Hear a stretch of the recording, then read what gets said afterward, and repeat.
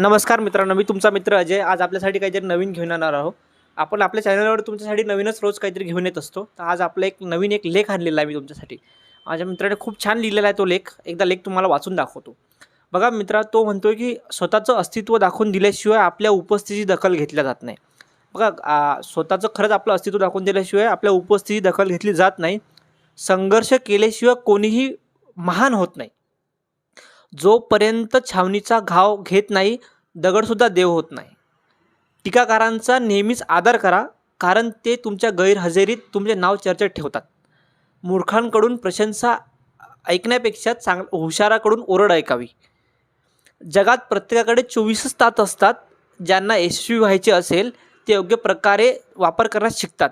जीवनात आव्हाने टाळण्यासाठी कोणताही पर्याय नाही, म्हणून एकतर त्यांचा सामना करण्यास शिका किंवा हार मानू नका. सोबत कितीही लोक असू द्या, शेवटी संघर्ष स्वतःलाच करावा लागतो. म्हणून अडचणीत कोणाला आधार समजून शोधू नका, स्वतःलाच भक्कम बनवा. आपल्याला खाली खेचणारे लोक नेहमीच आपल्यापेक्षा खालच्या स्तरावर असतात. आपल्याला कोणी फसवले याचे दुःख फार काळ राहत नाही, पण आपण कोणाला फसवलं नाही याचा आनंद मात्र फार काळ टिकत असतो. जे लोक तुमची परीक्षा घेतात त्यांचे निकाल लावण्याचे सामर्थ्य तुमच्यावर ठेवा.